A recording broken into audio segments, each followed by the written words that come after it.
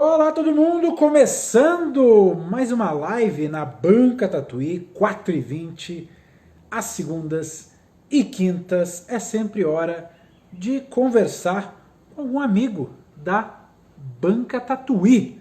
E hoje com a Maria Amélia, da editora Amelie. Eu tô aqui enrolado com fone de ouvido, mas em breve já me desenrolo e já convoco a Maria Amélia, blog do livrinho. Tá aqui, ela pediu para participar. Vou deixar porque tá combinado que a gente vai conversar com ela sobre, enquanto carrega aí. Olá, tudo Ai, bem? Maria. Ai, tá muito perto. Tudo Ups, bem? deu A gente faz tudo teste, mas bem. na hora que é ao vivo é sempre uma emoção. Ô, louco, Pronto. quem sabe faz ao vivo, já diria um. Ô, Maria Amélia, Olá, enquanto diga. o sinal se espalha pelas redes mundiais, deixa eu só dar um recado pro pessoal. Diga. Algumas destas lives se transformam em podcast, pois é. Elas viram o Papo Tatuí, que está disponível no Spotify e nos principais agregadores de podcasts. E também as lives ficam disponíveis no IGTV, depois que encerram, e depois no YouTube, alguns diazinhos depois. Mas, se você quiser participar daqui do calorzinho do chat, né? Aí tem que vir aqui às segundas e quintas, às 4h20. Maria Amélia, muito obrigado por ter topado conversar com a gente. Obrigada aí pelo convite. Eu quero começar dizendo seus 4 tópicos, né, que você propôs os seguintes 4 assuntos. Usar marcador ou dobrar a orelha, temas proibidos nos livros ilustrados, como montar uma biblioteca de respeito e garimpo de livros e autores. Isso. Não é um desses tópicos, mas eu queria que você apresentasse a Amélie enquanto eu mostro os seus trabalhos aqui para os nossos intrépidos espectadores. A Meli é uma editora minúscula, muito pequenina, mas muito cheia de vontade de publicar coisas interessantes, diferentes, inéditas. E a gente tem 2 anos aí de existência no mundo material, né, jurídico, embora a ideia já estivesse sendo gestada há um bom tempo. E, enfim, a gente tem colhido aí bons resultados, é, fazendo o que a gente gosta. O que você chama de bons resultados, Maria Amélia? Bons resultados, a gente tem tido uma resposta muito positiva dos leitores, de uma maneira geral, né? Não só da crítica, como do leitor mesmo, a pessoa das famílias. A gente recebe esse retorno pelo blog do Livrinho. E é muito gostoso, muito bom ver que o trabalho que a gente está fazendo vem sendo reconhecido pelo leitor mesmo, porque o livro no fim é para o leitor, não é para crítica, não é para, enfim, é para É ser lido. verdade. E o blog do livrinho veio antes da editora, O né? blog do Livrinho veio antes. O blog do Livrinho tem 6 anos, 6 anos e meio já. Começou quando o meu filho mais velho, o Otto, estava, sei lá, com uns 8 ou 9 meses. E aí eu comecei na fase da leitura, né? Tem gente que começa antes, que é legal. Eu comecei quando eles tinham uns 8, 9 meses. E aí eu fiquei muito monotemática, assim, só, né, que eu voltei a descobrir os livros e só tinha, assim, aquele conhecimento dos livros dos anos 80, que era aquilo que eu tinha lido, não entrava mais na seção infantil das livrarias ou das bibliotecas, e aí realmente eu descobri um mundo bem diferente. E eu só falava nesse assunto.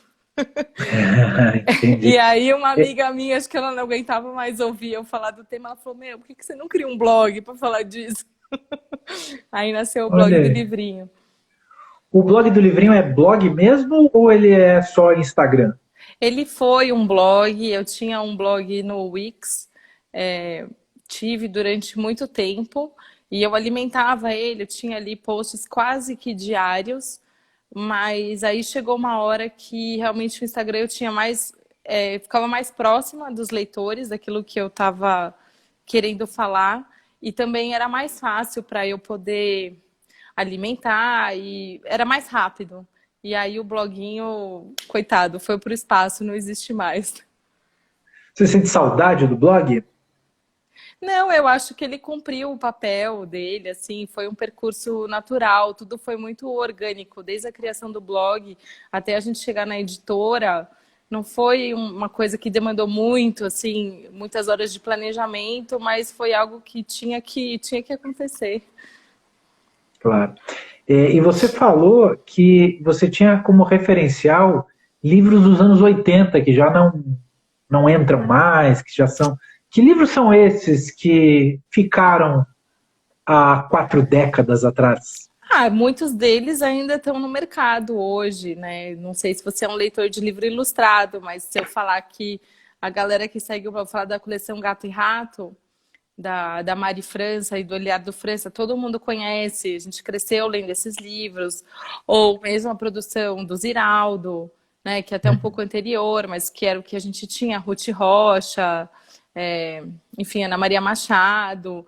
Muitos autores desses ainda têm uma produção, ou se não produzem novidades, esses livros ainda estão no mercado. Mas a linguagem do livro ilustrado ao longo desse tempo mudou demais, né? Mudou É. muito.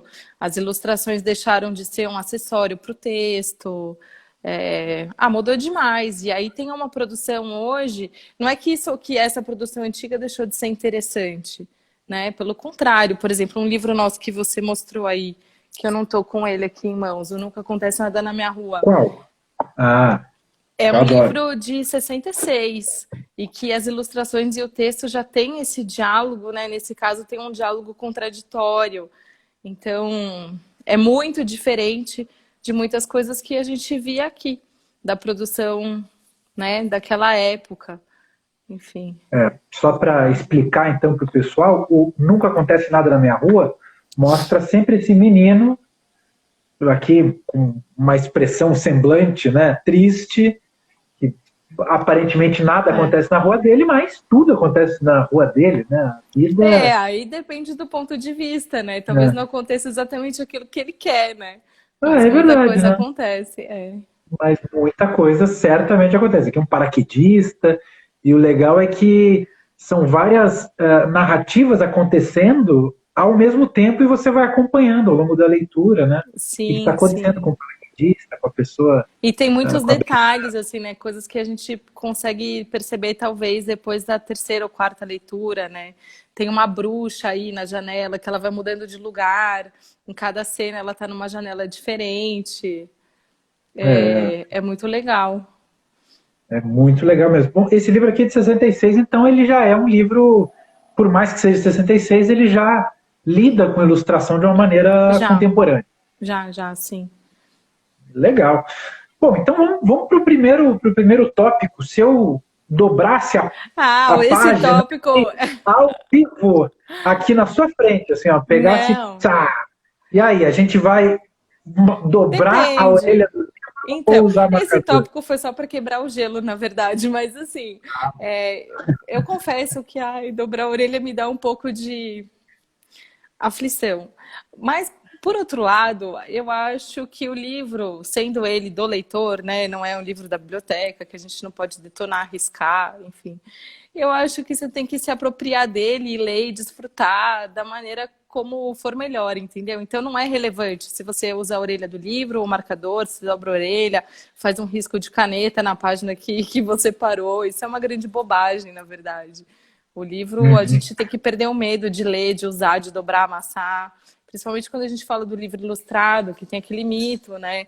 Livro para bebê é livro de pano, livro de cartonado ou de plástico, porque não quebra, porque não rasga. Mas, sei lá, tem um livro dos meus filhos, ó, tem uma página dele aqui, que eles gostaram muito e rasgou. A página ela já tá remendada, não sei se dá para ver. Ela está Ah, remendada com dá. durex e depois arrancaram a página. Mas assim, eles curtiram muito. Foi um livro muito bem aproveitado. Então é melhor isso do que um livro que fica na estante e que ninguém vira um objeto de decoração, né? Então o livro é para usar mesmo, é para dobrar a orelha, riscar, enfim. Pois é, foi o jeito que ele se apropriou, né? Pegou e riscou, amassou e tudo É. mais. Tem um E autor japonês, o Katsumi Komagata, que ele faz uns livros incríveis, assim, de papel, super delicados, né? Umas construções engenhosas e tal. E às vezes as pessoas falam, mas vai dar isso na mão da criança, vai destruir, vai rasgar. Mas ele coloca, né? A única maneira da criança saber que o livro rasga, que o papel rasga, é assim. Se você der um livro indestrutível, ela não vai saber como cuidar daquilo, porque aquilo não destrói, então vai molhar, vai, enfim, morder, amassar, e não vai saber que aquilo é perecível, né? claro. Mas fora do campo das crianças, tem gente que se relaciona com o livro, como você falou, até riscando a caneta e tal. Eu fico riscando aqui, é um caderno, tá? Só para quem está nos assistindo Não é um não ter livro, nenhum não vou ter nervoso. É um chilique. caderno e ele é para isso mesmo, tá? É um cadernão, 10 matérias que eu uso sempre aqui. Mas eu sinto que às vezes quando os apaixonados por livro, na melhor das intenções, colocam muitas regras, né, do sentido, não, olha, você está aqui com o monstro da Amélie, não dá para cuidado na hora de virar a página e tal. Às vezes espanta um pouco a pessoa que simplesmente quer, que talvez não tenha todo esse relacionamento com o livro, né? Talvez Ah, eu espanta temo desse nosso super. discurso acabar deixando a coisa mais hermética, elitizada, né? Principalmente as crianças, assim, se ela não tem acesso. O livro fica guardado lá no alto, porque ela não pode mexer sozinha, sem um adulto, porque vai rasgar, porque vai riscar, porque vai amassar. Aquilo vai perder o interesse, né? Não é dela. Então, sei lá, fica parecendo Sim. aquelas casas que tem, não sei, que compra livro por metro, que põe aqueles livros que o decorador compra para pôr na mesa de centro, que o cara nunca abriu. Sei lá, então melhor nem ter, não sei. Nossa Não faz senhora, sentido. você lembrou dessa coisa lamentável da venda do livro por metro, né? Que agora deve ter disparado, né? Como as pessoas estão fazendo mais lives e como Precisa pega bem. do papel de parede, né? Do fundo de tela, estante, assim, para. E como pega bem ter isso, acho que deve ser um mercado Tá aquecido, pujante agora, talvez. aquecido. Tá É. aquecido. Deixa eu pegar aqui e registrar alguns comentários, muita gente comentando, não vai dar para registrar tudo, mas aqui a Prof. Darlene underline VM dizendo não consigo ler sem fazer marcações, tudo muito colorido, anotações. A Atelier underline feito em casa, que já participou aqui da Patrivite na Tatuí, diz que é inspirador. O Leon de Santiago diz, eu dobrei, Ricardo, tá zoneado, inclusive. Enfim, a galera está discutindo esta polêmica. É Né? polêmico, é um tema polêmico. É um tema apaixonante e eu quero declarar aqui que eu dobro alguns livros, sim. Livros de leitura, livros meus, eu dobro a orelha, porque me frustra demais quando eu estou lendo e Perder cai a uma. página. Eu fico irritadíssimo, porque aí eu fico com medo de retomar a leitura, de ter a impressão que isso aqui é mais ou menos onde eu estou e perder uma parte. Eu tenho medo de reler muita coisa, eu não fico decorando o número de página. Então, Não, é chato. Perder a página mesmo da leitura é muito chato. eu sinto que muita gente vai me julgar, mas enfim, estamos aí para ser julgado mesmo. É a vida. É a vida. E quais são. Bom, é proibido para alguns dobrar a página, e quais são os temas proibidos no livro ilustrado, Mariana? Então, aí é um ponto sensível, né? O tema proibido, ele não existe, assim. A gente, quer dizer, eu sei que não é todo mundo que pensa dessa forma, né? Até eu coloquei hoje uma pergunta no Instagram e eu recebi um monte de resposta legal, assim. Nada é proibido, depende de como você aborda o tema. Alguns colocaram, a doutrinação religiosa é proibido. Depende daquilo que você acredita também, né? Porque o livro é para todos. Mas quando eu penso em temas proibidos. Ai, deixa eu ler um comentário aqui. As margens dos livros teóricos são silêncio, bloco de anotações. Verdade. Quando a gente pensa em tema proibido, eu sempre penso que é melhor você proibir um livro que trata, pensando no livro ilustrado, tá? No livro infantil, que trata a criança como tonta, que acha que ela não vai entender determinado termo e daí usa um vocabulário simplificado demais, usa diminutivo demais, trata o leitor como um ser sem autonomia, sem capacidade de pensar, ou até um livro que tenta podar a liberdade do leitor, né? Eu lembro até uma anedota, assim, quando eu era pequena, tinha uma senhora que trabalhava na casa dos meus pais e ela uma vez me levou um livro de presente, acho que foi uma mensagem, assim, que ela quis dar, chamava Maricota, lá, não lembro, mas eu lembro que o nome da personagem era Maricota. E era uma menina que era muito endiabrada, assim, mas se você, hoje, né, vendo aquilo, ela fazia travessuras normais que toda criança faz, enfim, nada grave, mas que, assim, no livro aquilo era colocado como uma forma muito grave e que ela ia para o inferno. Tinha isso, mas a Uau! questão do inferno. E eu passei vários anos da minha infância sofrendo, achando, puta, eu vou pro inferno, que merda! Foi assim, foi muito marcante. Então, acho que a gente tem que tomar mais cuidado com isso do que em apresentar novas ideias, novas formas de ver o mundo, e outras possibilidades para as crianças, né? Eu até fiz uma lista, assim, por exemplo, o que é um tema proibido? A gente pode falar de suicídio ou de depressão com as crianças? Não sei, Abril, O Peixe Vermelho, da Marjolaine Lerret, é um livro que foi publicado pela companhia. E, assim, no final, vou dar spoiler do livro, mas o Tudo bem, né? peixinho, assim, ele até, sabe, ele tem crise de identidade, os pais dele viraram sushi, e aí tem, assim, ele tenta fazer de tudo para sair do aquário. E aí vai. Não fica claro, sabe? O vermelho, o Abril, ele não se suicidou, mas pode ser. Ou um Uhum. outro livro, esse livro não foi publicado ainda no Brasil, é de uma editora, não sei se, acho que é belga, chama Alice. Conta a história ali desse personagem, criança, ele tá esperando o pai e o pai dele tá preso. Ele tá cumprindo pena, então ele tem ali, né, as lembranças que ele tem do pai e ele, inclusive, vai visitar o pai na penitenciária. Puxa vida.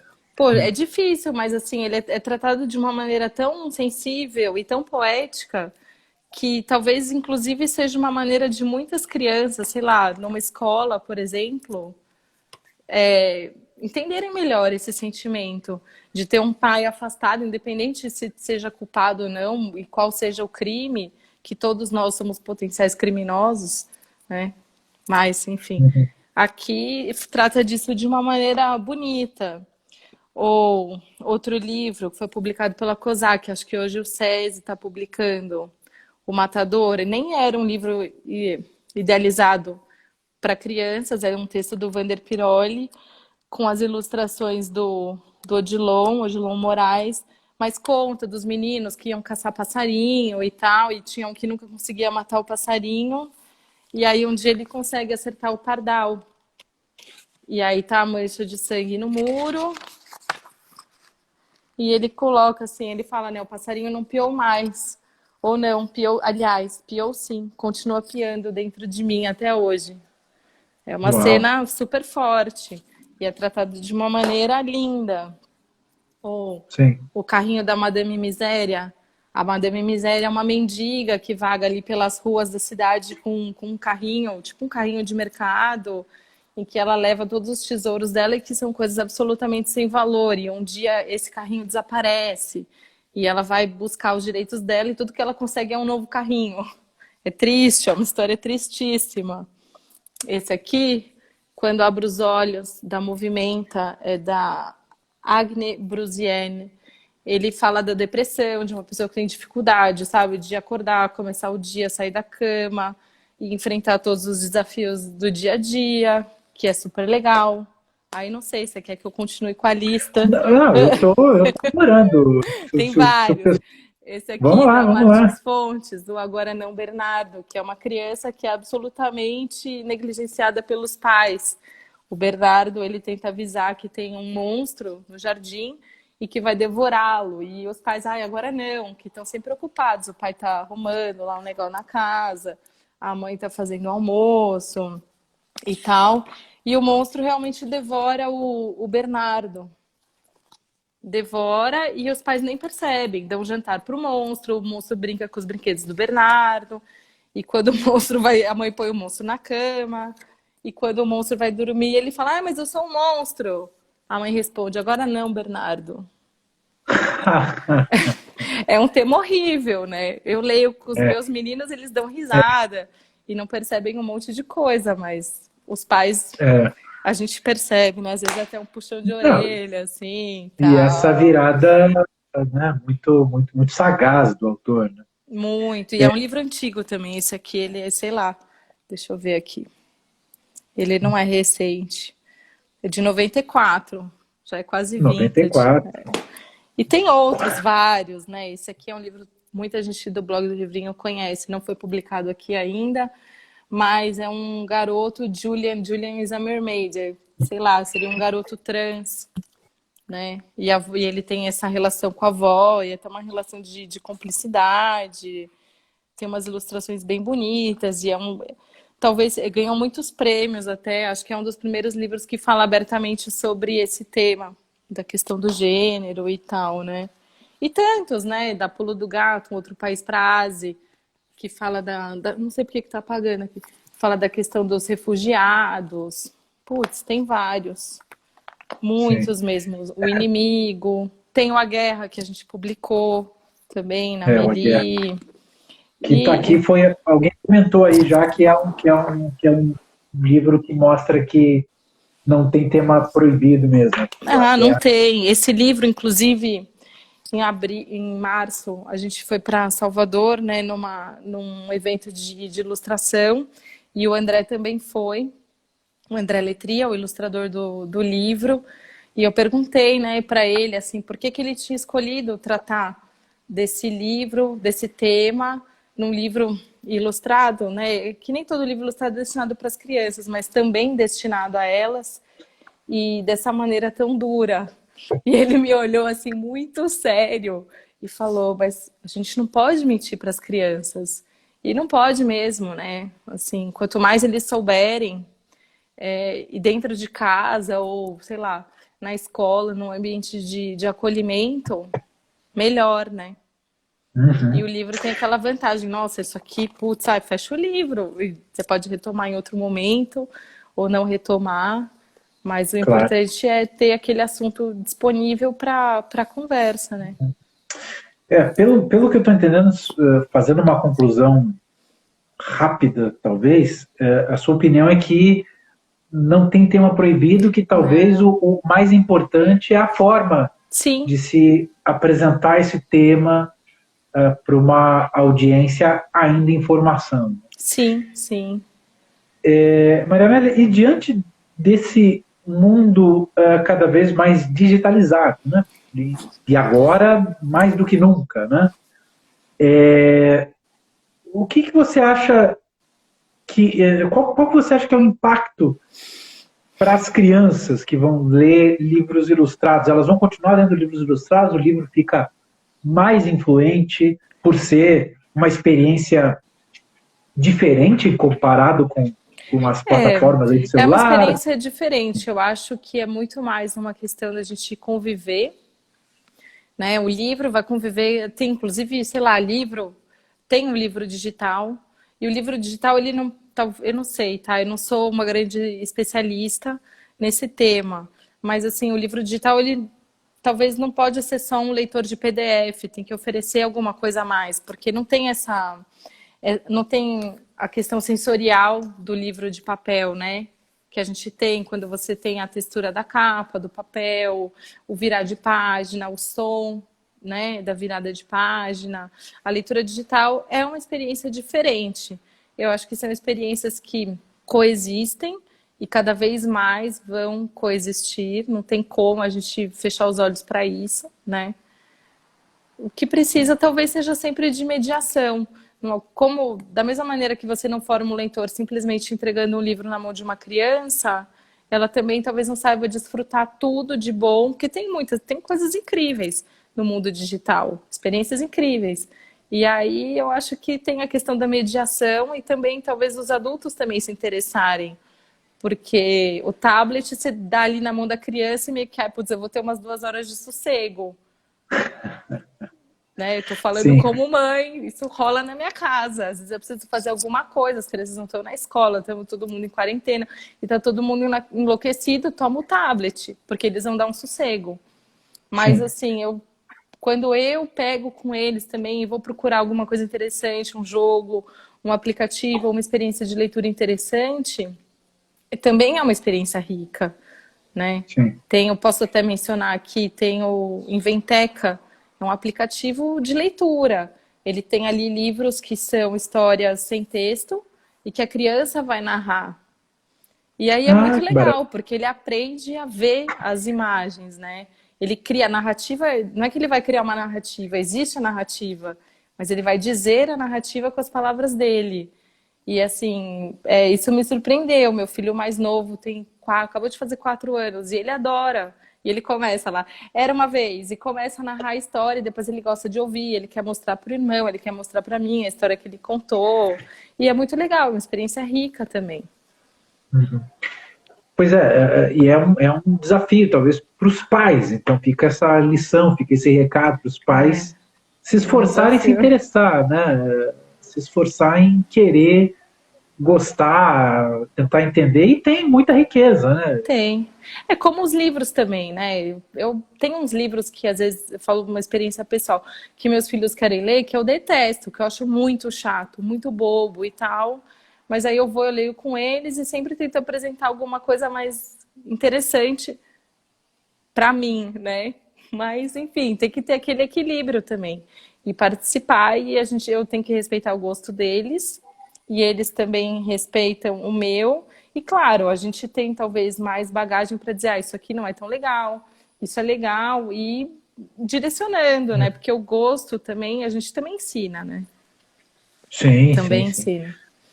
E é interessante esse gosto puro da criança, né? Que não tem ainda um repertório É, muito amplo, não consegue explicar por que gosta, né? Não sabe dizer o que fez aquela história, mas gosta, mas ponto. Né? gosta. E É, gosta. E talvez isso seja de interesse para os adultos, né? Tentar identificar é. o mecanismo bobo que faz aquela história boba virar uma história interessante. É. Então, tem histórias que realmente são só bobas, né? E aí eu percebi também, e eu sou mediadora deles, então eu percebi também em casa que também tem um caminho. E quando eu vou apresentando para eles coisas mais sofisticadas, às vezes dá certo, às vezes foi um passo muito além, então eu tenho que voltar para trás. Mas assim, também se a gente não apresenta nada diferente, eles vão continuar naquele básico, sabe? É como o desenho animado, assim. Outro dia eu apresentei para eles a Pantera Cor-de-Rosa, que é um desenho diferente, é um desenho que deixa espaço para o espectador, né? Complementar com alguma coisa. E é muito diferente dos desenhos de hoje, que tem até um narrador que explica ali o que as personagens estão fazendo e tal, e não deixa Uhum. espaço nenhum para você complementar, né? Com o seu Claro. repertório, com o que quer que seja. Então também isso a gente vai ensinando, né? Faz parte do aprendizado. Senão eles vão ficar só naquilo mesmo. Isso também vale para adulto, né? Tem de Claro, adulto que fica acomodado, sempre vendo mais ou menos a mesma coisa. sim, vale para todo mundo. Você tem que querer ou ter alguém que te estimule a dar um passo além, né? Uhum. Uhum. Então, É, isso não vai acontecer do nada. aí o adulto começa a ficar com vergonha, né? De tentar coisa nova, de passar ridículo, de Não, não passar. tem que ter vergonha de nada. É, né? Bobagem, bobagem, É. bobagem. E a dica, o recado, experimentem coisas novas sempre. E como é que a gente monta uma biblioteca de respeito, hein, Maria Velha? Como é Então, que esse é um tema respeito? que eu Eu gosto queria te perguntar, bastante. De de onde é que respeito. vem o respeito? O que é o respeito? Não é de respeito. É que, assim, por Não é? exemplo, isso também é um retorno, assim, uma experiência do blog. Eu tenho muita coisa em casa, muito livro, e tem livro até que meus filhos nem nunca viram, nunca leram, e que são meus mesmo, que talvez um dia eu divida com eles, ou enfim, não sei também nem se eles vão ter interesse. Mas isso surgiu quando eu fui convidada para dar sei lá, um curso no Sesc sobre isso, sobre a leitura em casa.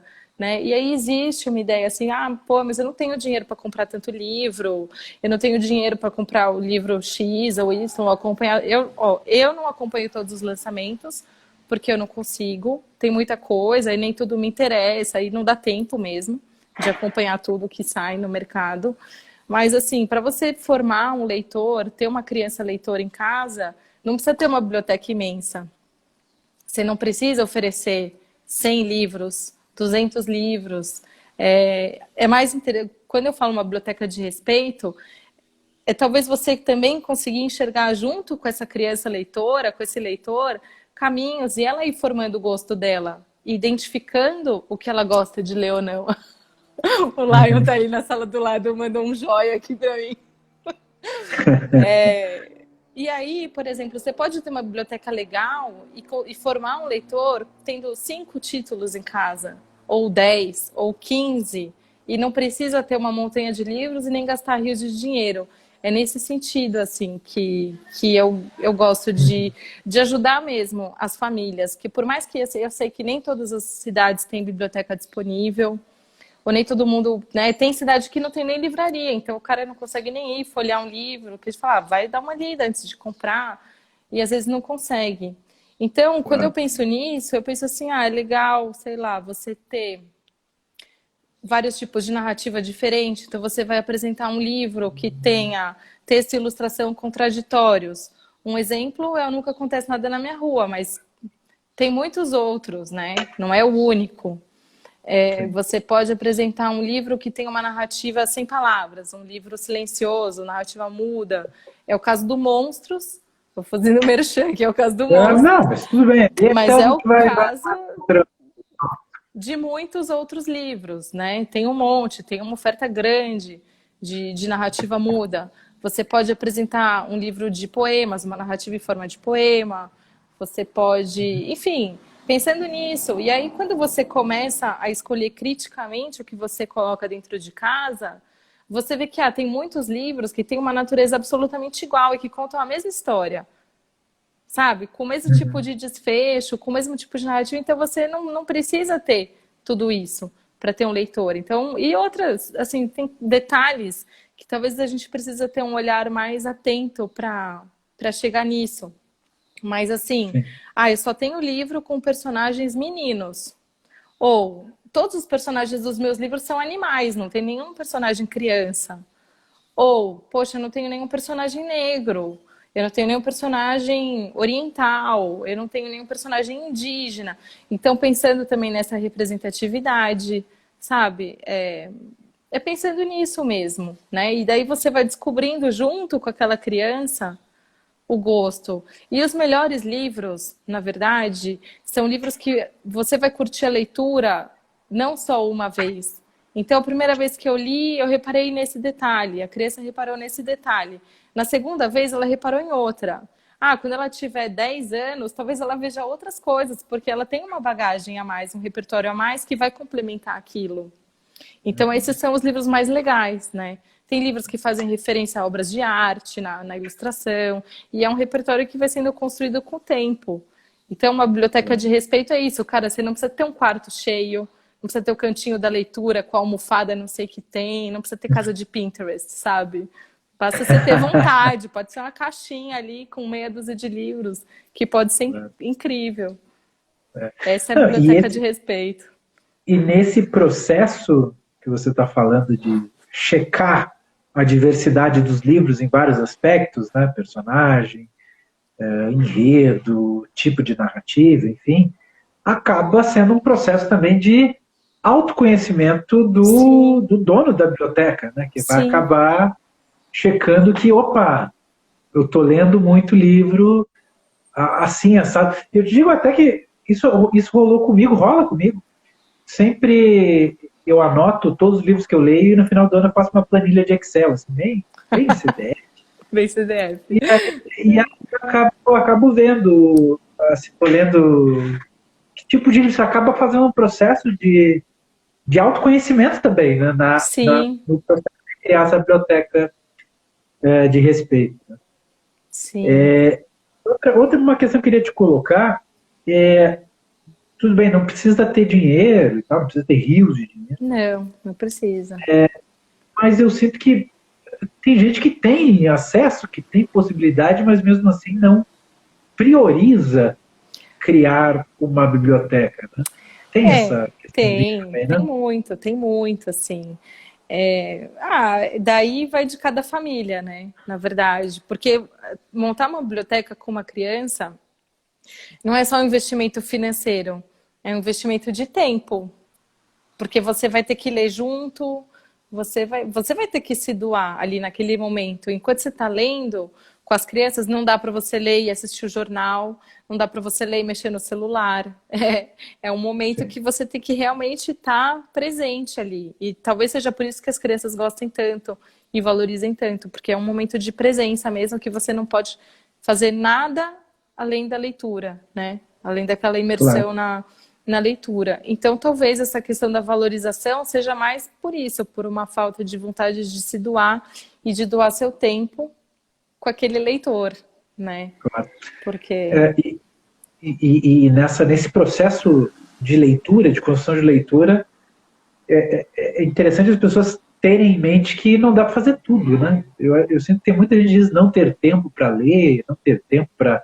Mas também porque quer acompanhar todas as séries da Netflix ao mesmo ah, tempo, né? Acaba daí querendo. são umas prioridades, né? Aí não sei, talvez assim, talvez putz, eu trabalho muito, eu saio muito cedo e chego tarde em casa, mas tudo bem, se você puder no final de semana ter 1 hora, 2 horas de leitura, não sei, vai daquilo que Claro, cada um quer, né? Se você gosta e aquilo é importante para você, com certeza o tempo, se ele não existir, ele vai ser criado, que ele não surge, é? né? Surge. Ó, pergunta da @livrinhos da Duda.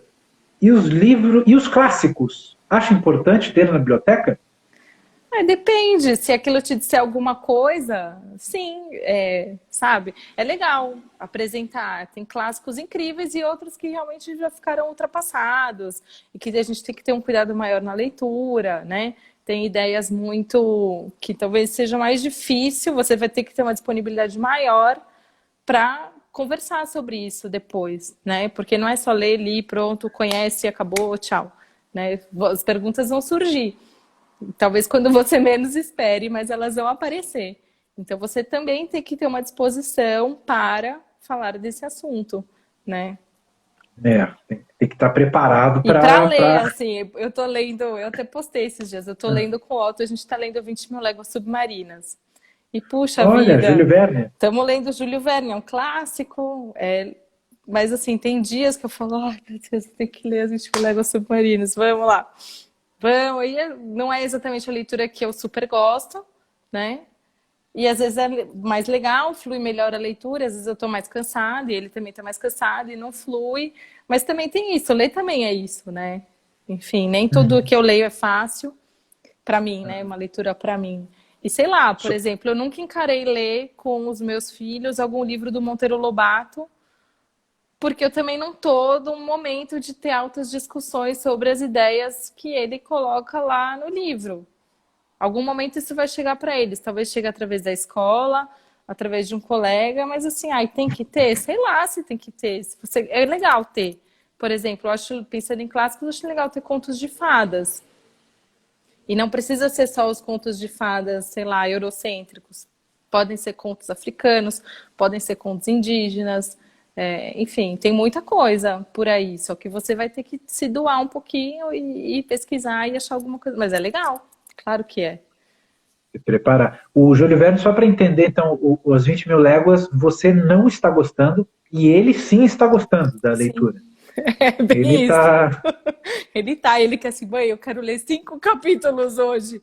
Eu fico assim, tipo, ai meu Deus, 5 capítulos do Narval, vamos, tá, vamos, vai. Aí eu leio, como o nosso livro. Eu sei que tem algumas edições ilustradas, né? O nosso não é. Então eu ponho ele na cama e eu fico lá com uma lanterninha e a gente lê no escuro. Então às vezes eu dou uma roubadinha, sabe? Aí eu leio um capítulo e falo, não, a gente já leu 2 hoje. Mas, Ó, mas tá rolando, ele tá curtindo, então vamos lá, né? Eu vou ler com ele. Até o final do ano a gente acaba. ufa, haja fôlego para esse mergulho aí, viu, do Júlio Verne. É. Que legal. O pessoal elogiando bastante da resposta para os clássicos, viu? Garimpo de livros e autores. Imagino que você esteja falando também um pouco do trabalho da Amélie, né? Trabalho de Então, garimpar autores. esse tema, assim, foi proposto aí, veio da banca, Tatuí, veio o Juan, mandou, vamos falar sobre isso.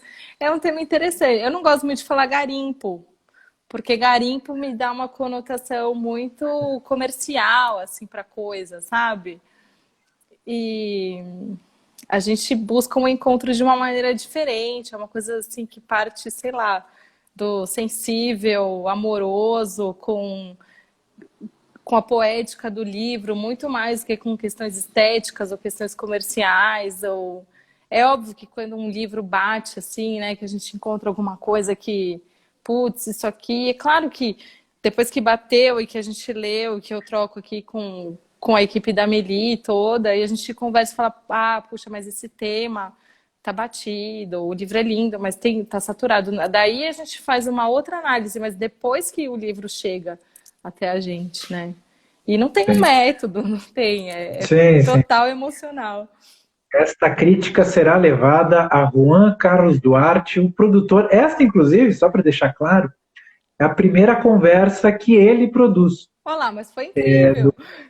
20 na Tatuí. Antes era eu que estava na produção, aí o Juan assumiu essa frente e aí ele propôs o garimpo. Ele Então, mudando propôs, a seleção de livros, conforme aí a sugestão da Livrinhos da Duda, seleção de livros e autores. Como é que acontece esse processo na mídia? Então, esse processo é assim, é o que eu te disse, é um processo que parte da sensibilidade mesmo, que a gente tem. É a casa objetivo. A gente topa com o livro, ou às vezes alguém apresenta um original, porque a Meli não é só uma editora de publicação, de tradução e importação de livro. Esse ano a gente publicou o primeiro trabalho original de 2 artistas autoras brasileiras, e estamos produzindo outros que vão sair ainda até o ano que vem. E é quando a gente analisa esses originais, ou quando topa com um livro e aquilo bate. Fala, nossa, eu nem sabia que eu estava procurando isso, mas era isso que eu estava procurando. Então a gente não tem não existe um método para isso, né? É uma bagagem que eu carrego, que o Lion carrega, que a Daisy, que participa de algumas publicações nossas, que ela carrega, e a gente encontra as coisas e conversa sobre aquilo, e às vezes não bate, ou às vezes até bate, a gente fala, putz, mas tá fora da nossa proposta, do catálogo. Então a gente vai abrir mão também, não é uma... Né? Sim. Mas é assim. Mas como é que vocês continuam alimentando esse repertório, essa bagagem de vocês? Lendo.